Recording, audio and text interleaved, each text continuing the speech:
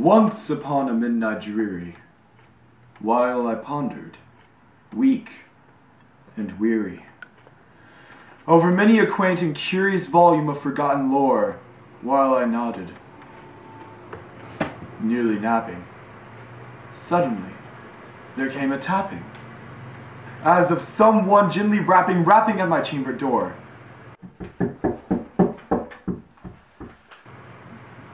"'Tis some visitor," I muttered, tapping at my chamber door.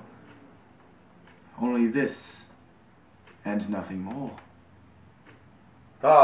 Distinctly I remember it was in the bleak December, and each separate dying ember wrought its ghost upon the floor. Eagerly I wished the morrow, vainly I had sought to borrow from my books surcease of sorrow for the lost Lenore, for the rare and radiant maiden, whom the angels named Lenore, nameless here, forevermore.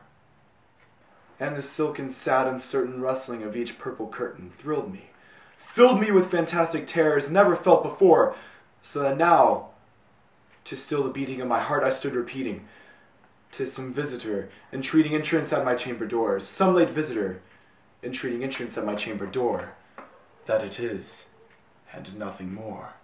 Presently my soul grew stronger, hesitating then no longer.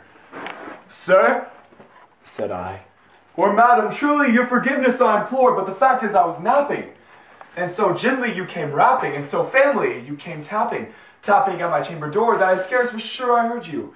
Here I opened wide the door.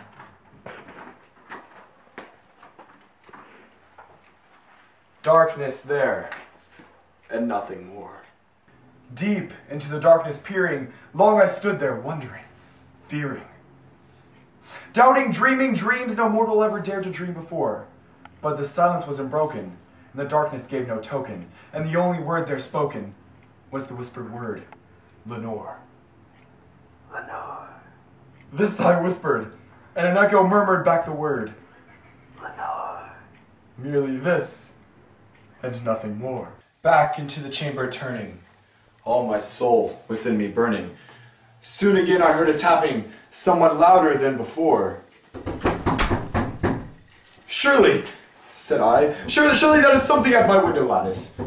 Let me see then what thereat is, and this mystery explore. Let my heart be still a moment, and this mystery explore. 'Tis the wind, and nothing more. Open here I flung the shutter. When, with many a flirt and flutter, in there stepped a stately raven of the saintly days of yore. Not the least obeisance made he, not a minute stopped or stayed he, but with mien of lord or lady, perched above my chamber door, perched upon a bust of Pallas just above my chamber door, perched and sat, and nothing more. Mainly I marveled this ungainly felt here discourse so plainly, though its answer little meaning, little relevancy bore, for we cannot help agreeing that no living human being ever yet was blessed with seeing bird above his chamber door, bird or beast above the sculptured bust above his chamber door, with such name as Nevermore. Not the least obeisance made he, not a minute stopped or stayed he, but with a mien of lord or lady, perched above my chamber door, perched upon the bust of a Pallas, just above my chamber door, perched and sat, and nothing more. Then this ebony bird beguiling my sad fancy into smiling, by the grave and stern decorum of the countenance of war, though thy crest be shorn and shaven, thou, I said, art sure no craven. Ghastly, grim, and ancient raven, wandering from the nightly shore, tell me what thy lordly name is on the night's Plutonian shore. Quoth the raven, Nevermore. Much I marveled. This ungainly felt here discourse so plainly. But the raven, sitting lonely on the placid bust, spoke only that one word, as if his soul in that one word he did outpour. Nothing further than he uttered, not a feather than he fluttered, till I scarcely more than muttered, Other friends have flown before. On the morrow he will leave me, as my hopes have flown before. Then the bird said, Nevermore. startled at the stillness broken by replies so aptly spoken. Doubtless, said I, what it mutters is its only stock and store, caught from some unhappy master, whom unmerciful disaster followed fast and followed faster, till his songs one burden bore, till the dirges of his hope that melancholy burden bore of nevermore. Soul into smiling. Straight I wheeled a cushioned seat in front of bird and bust and door. Then upon the velvet sinking, I betook myself to linking fancy unto fancy, thinking what this ominous bird of yore, what this grim, ungainly, ghastly, gaunt, and ominous bird of yore meant in croaking. Nevermore. This I sat engaging and guessing, but no syllable expressing, to the fellow's fiery eyes now burned into my bosom's core.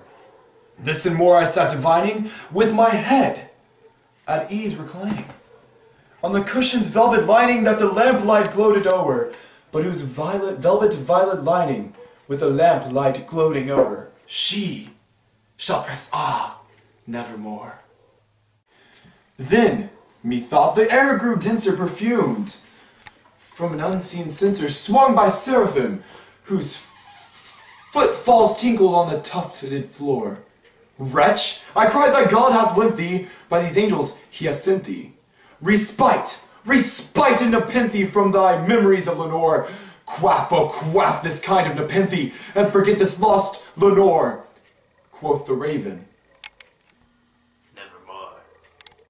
Prophet, said I, thing of evil, prophet still, if bird or devil, whether tempest sent or whether tempest tossed thee here ashore, desolate yet all undaunted on this desert land enchanted, on this home by horror haunted, tell me truly, I implore, is there balm in Gilead? Tell me, I implore. Quoth the raven, nevermore. By that heaven that bends above us, by that God we both adore, tell this soul with sorrow laden, if within the distant Aidenn it shall clasp a sainted maiden whom the angels named Lenore, clasp a rare and radiant maiden whom the angels named Lenore. Quoth the raven, nevermore. Be that word or sign, or of parting bird or fiend, I shrieked upstarting, get thee back into the tempest and the night's Plutonian shore. Leave no black plume as a token of that lie thy soul hath spoken. Leave my loneliness unbroken, quit the bust above my door, take the beak from out my heart and take thy form from off thy door. Quoth the raven, nevermore. And the raven, never flitting, still is sitting on the pallid bust of Pallas, just above my chamber door. And his eyes have all the seeming of a demon's that is dreaming. And the lamplight o'er him streaming throws a shadow on the floor, and my soul from out that shadow that lies floating on the floor shall be lifted nevermore.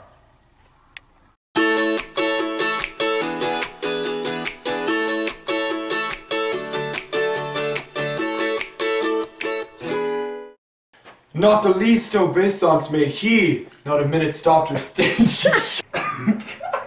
She shall press on.